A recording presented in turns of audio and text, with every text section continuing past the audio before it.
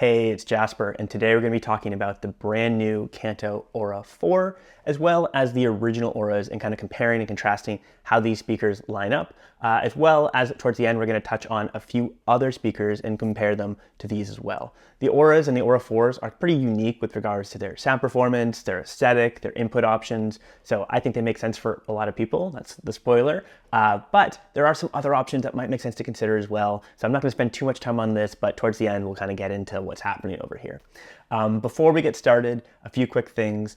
One, I'm trying to get this channel off the ground, so any support you can provide through a like, a comment, a sub, anything like that goes a long way. First, watch the video, use that to make an informed decision. But yeah, if you like what you see, we'd really appreciate your support. And then second, yes, there are some affiliate links in the description. Anytime you make a purchase by using those links, I get a small fee at no cost to you. Just want to be totally transparent. Yes, that's how I'm supporting this channel, and we're gonna see if it works. It's all a big experiment. All right, so with that, let's get into it.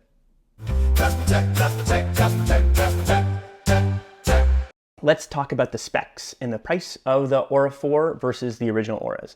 So from a price perspective, the new ORA4 has an MSRP of around $400, and the originals have an MSRP of around $350. I will note, prices change, things go on sale, things fluctuate, so click the link in the description, see what the latest price is. But yeah, that's the MSRP on both of these speakers. And then the other most significant change across these speakers is, you guessed it, yes, the driver size. So on the originals, this has a 3-inch, and then on the new ORA4, believe it or not, it is a 4-inch woofer. You can do a lot with an extra 1 inch, believe it or not. So there you go. We'll talk more about the sound performance in a bit. But yes, that's the main difference. The tweeters are both still 3/4-inch silk dome tweeters. They haven't seemed to make any big updates there.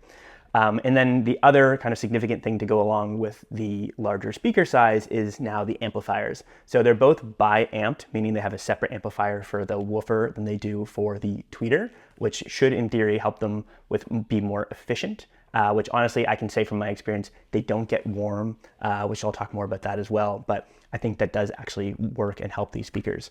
So yes, these are 70 watts RMS, and the originals are 50 watts RMS. 140 watts peak, 100 watts peak.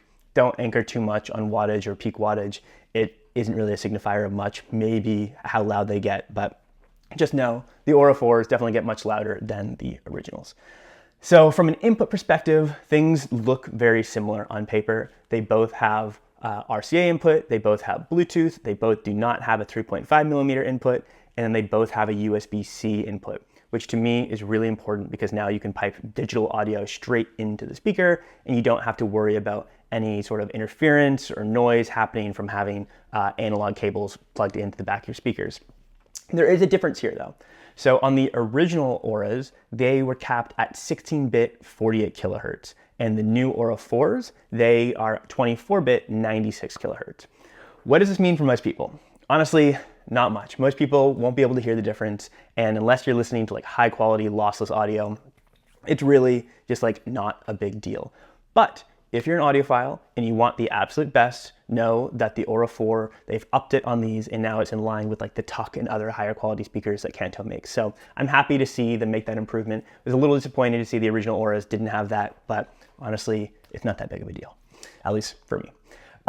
Next, they both do have a sub out, which I think this is a really important feature because it allows you to kind of modify and update your system as your tastes change or as you decide you want more sub or bass performance. So on the original ORAs, they have a crossover that automatically filters out any frequencies below 100 hertz when you plug in a sub. And that's important because then it allows the woofers on the speaker to focus on just a narrower range of sound, which then is easier for the speaker to do, and it will typically sound better as a result.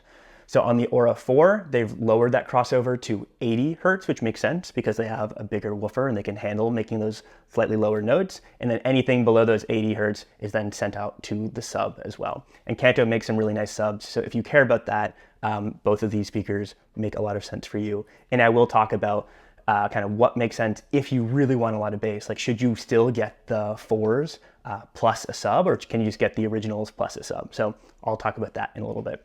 And now from a size perspective, this is where things really are dramatically different. You would think only 1 inch wouldn't be too substantial, but the cabinet is just dramatically bigger on the 4. So if you're limited for space, you should probably get the original and not get the 4, because the 4 is just ultimately turning into like a pretty large speaker at this point. So yes, believe it or not, bigger speaker is a bigger speaker. As far as mounting them, the original Kanto ORA had the little 1/4-inch mount on the back, and the new ORA4 has that same 1/4-inch mount on the back, but then it also has a mounting point on the bottom. So it has 2 1/4-inch mounting points. I like that they have 2 points. It gives you more versatility. Kanto also makes some really nice stands. So this is the elevated stand. This is just a tilted stand. And then they also make like a platform stand that's like 9 inches up. So with these speakers, you definitely have a lot of different kind of mounting and stand options.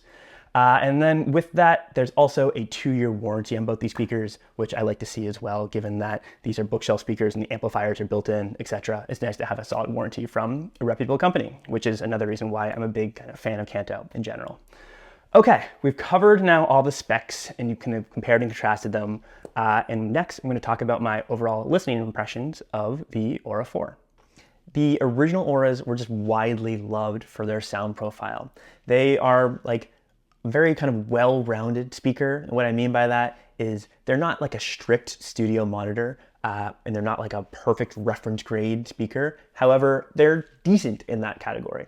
Also, they're not made to play like thumping bass, but you know, they're decent in that category, especially for their size. And in general, just the sound profile was widely praised for just being very warm, very smooth, very easy to listen to, and still being quite accurate without being analytical. It's always so hard to describe how a speaker sounds, so I'm doing my best, but please bear with me. Just note, they sound good. A lot of people think they sound good. Cool. So now, the ORA4s. How do they sound? Well, the good news is they sound very, very similar to the original ORAs. So they've kept all the things that I liked and most other people liked. So they still have that very smooth sound. The high notes are not too harsh. They're not too analytical. I don't get listening fatigue with these. And in general, they're just really easy to listen to. And I think personally, they sound great. I also have a pair of KEF LSXs, or LSX2 out in the living room with hooked up to my TV. And I was comparing these to those. You know, those are like $1,300 speakers. I could tell the difference, but they were in the same ballpark, which is honestly quite impressive given the size and given how much those different speakers cost. So props to Kanto. Overall, I am a really big fan of how these sound. The bass response, let's get into that. Yes, they do have a lot more bass than the originals. And this is just the laws of physics. Like, you can only do so much with a little 3-inch woofer. A 4-inch woofer does make a lot of difference here. And the big critique that I have is like, there's a lot of bass in these and potentially even too much. But this is obviously very subjective. I'm quite sensitive to having too much bass because I live in a New York City apartment and I don't want my neighbors to hate me. So I very much pay a lot of attention to having the right amount of bass and not having it play too loud. And that's an important thing for me. Now, is everyone gonna have those same problems? I hope not, because it's kind of a pain. But the bass on these is pretty pronounced. Honestly, it's not like overbearing and it sounds good. It sounds very clear. It's not muddy. It's not congested. So I think they've done a good job at balancing these speakers.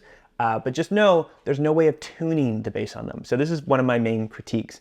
These speakers have a DSP in them, a digital signal processor. And in theory, that means that there's a computer in here making lots of decisions about what is coming out of these speakers. And you should be able to make adjustments to that in theory. Sadly, Kanto has not done anything along those lines to allow me or any like direct user to tune these speakers to their preferences. There is no EQ or anything like that. So that's honestly like my big thing that I wish that they did have. And Kanto, and I'm sure a lot of other people would say, Jasper, why do that on the speaker? Just do that on the input source, do it on your computer, do it on your phone, etc. Personally, I like having the speaker tuned so that it's agnostic of input sources and it just always has my preferences kind of built into it. So that's my perspective here. Overall, I think these sound phenomenal. They are just really, really solid all-around speakers. And also they just look great. Again, like this is a point that's kind of lost on a lot of people, but if I'm gonna be looking at the speaker all day, every day, and it's gonna be prominently featured in my room, I wanna like the way it looks. I'm shallow like that. And you know what? I think the ORAs are excellent looking speakers, and it's one of the things that attracted to me in the first place. Like I started my journey looking at the audio engine, A2s, and they're very like pretty little speakers, and I wanted something like those, but that sounded better. And that's how I ultimately ended up at the original ORAs, and now here I am with the 4s, and again, same thing. They look great, and they sound great. All right, so what else do I have to say? These are a lot louder than the ORAs. So the original ORAs are definitely made for near field listening. So you put them on your desk, you kind of find the sweet spot, they point right at your head, and you're immersed. You have great kind of dynamics, and it's a really, really nice experience. I genuinely cannot praise these speakers enough. I'm a fanboy, what can I say? But also try to be objective here. Like if I thought they had problems, I promise I'd let you know. That's just how much I like these speakers. So the ORA4s, similarly, they share those attributes. The other thing I'll say is because they're bigger speakers, there's a bigger distance physically between the woofer or the center of the woofer and the tweeter. So, these smaller speakers, they allow to kind of have a single sound point, where these, now they're a little bit more spread apart. Most people won't even notice this. I kind of struggle to notice it most times, but just saying, if you're going to be using them for near field listening, it might make sense to just stick to the originals. But if you are going to be using these for louder volumes, that's where these really shine. They just get way, way, way louder, and they don't distort when you get to those louder ranges unless you're really, really pushing them. So that's another kind of decision when you're comparing these two. Now let's talk about what you should do if you're going to be using them with a sub. So this is where things are kind of interesting.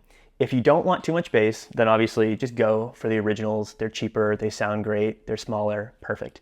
If you want more bass and kind of a more voluminous bass response, I don't know how to describe it, then yes, go for the ORA4s. They make a lot of sense. But if you want even more bass and you just want to freaking rattle your walls and piss off your neighbors, then get a sub. And now you have a decision. Do you get a sub and do you use them with the ORA4s, or do you get a sub and use them with the originals? So I think it depends on how loud you're going to be listening to them. If you're going to be cranking these speakers up and like filling a whole room, then yeah, for sure, still go for the 4s, get your sub, and now you've got a really kind of compelling speaker system that's going to sound great, get really loud, and have good bass response. If, on the other hand, you're just like gaming and you're on your computer and you're not trying to like fill a massive room, then I would probably go for the originals plus a sub, where now you're going to have the really solid bass response, but you still have the small form factor of the originals as well. So that's my perspective on kind of how to make this decision. There's a lot of different kind of nuance here and personal preference. I'm not really a sub guy, like I mentioned, but yes, these speakers can support that and do it quite well. And yeah, the Kanto subs are phenomenal. Okay, with that, let's take a beat and then we'll get to the next topic. One thing I want to quickly touch on is the intangibles. Speakers often, they might sound good, they might look good, but there's also just like, what are they like to live with? Like, do they wake up when you need them to? Do they randomly shut off? Do they get really hot? Do they do weird things? And I think a lot of you will kind of resonate with this because often speakers do behave weirdly. And the thing that I have to kind of emphasize here, I've only been using the 4s for about a week, but I've been using the originals for, like I said, 7 months. They are just really good speakers from the intangibles perspective.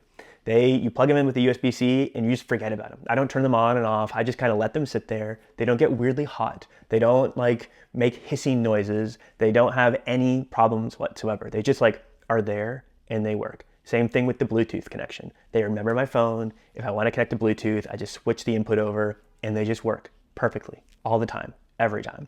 And with the ORA4, my experience so far has been exactly the same, which I'm not surprised by.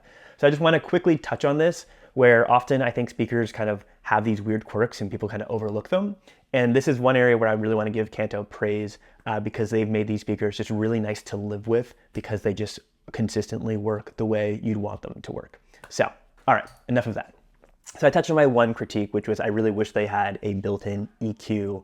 The other things that I kind of would love to see them improve here are unfortunately the build quality. They don't feel bad. Let me just be clear about that. They like feel fine. You're not going to be like picking up and handling your speakers that much anyway.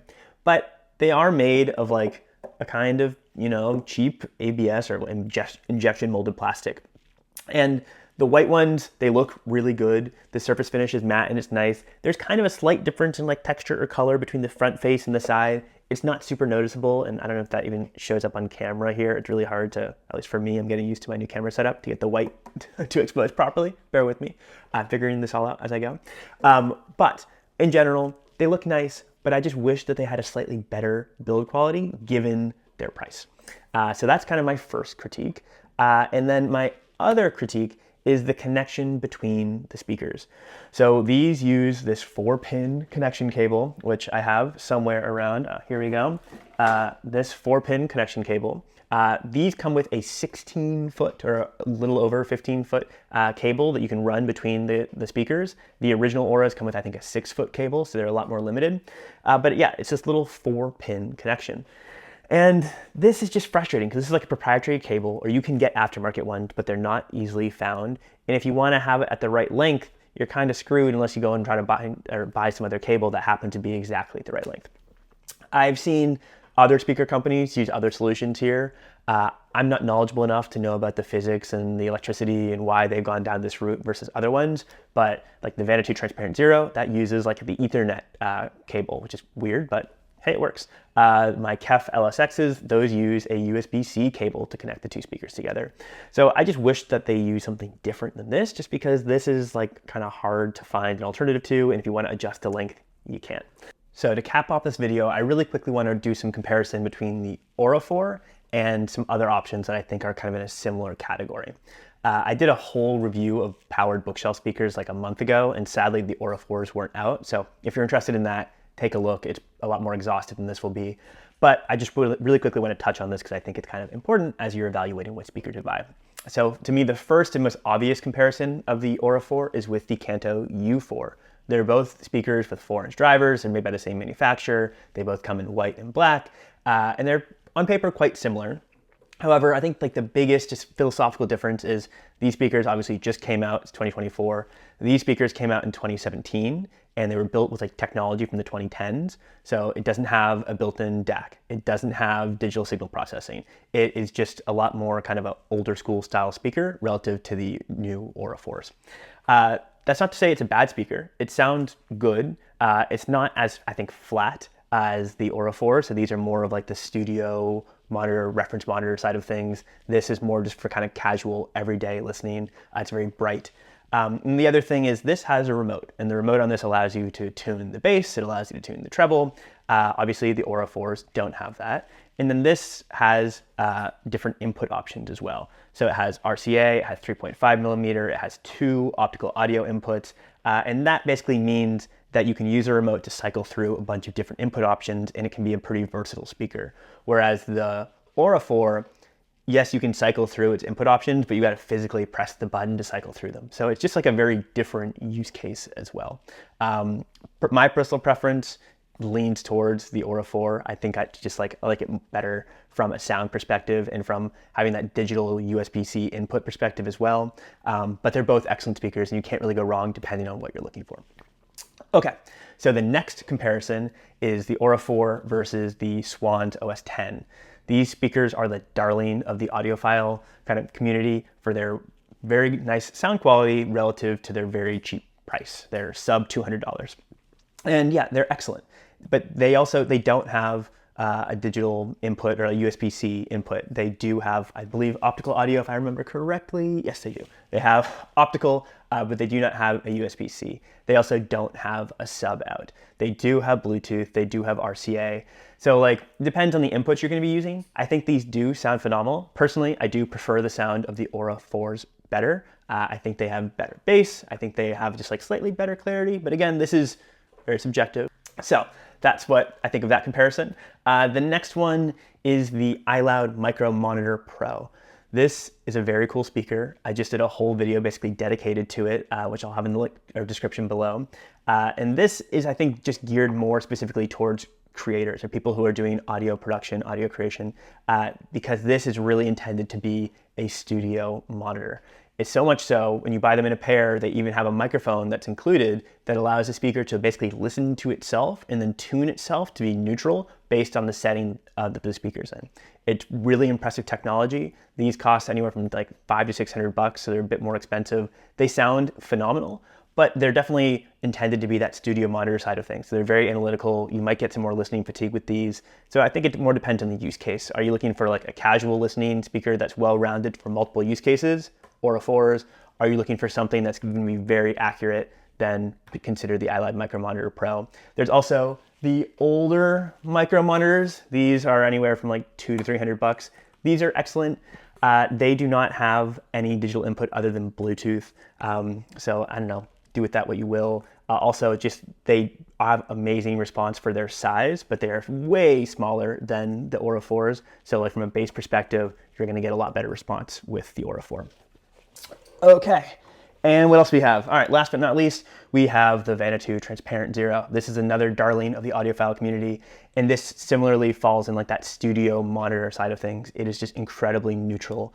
So if you're looking for a really neutral, really clear, really well-built, really nice sounding speaker, you can't go wrong with this. Everyone loves the speaker, especially for its size. But again, what are you looking for? If you're looking for something that's more all-rounder, might be a little bit brighter, then the ORA4 is potentially your better bet.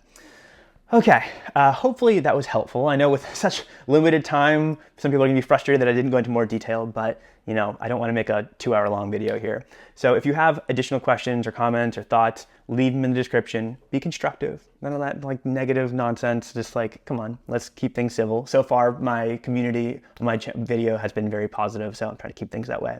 But yeah, if you have any questions, comments, thoughts along those lines, drop them in the comment section and I'll do my best to respond. And yeah, really appreciate you watching this long into the video. Like, comment, subscribe if you think I've earned it. And I'll see you on the next one.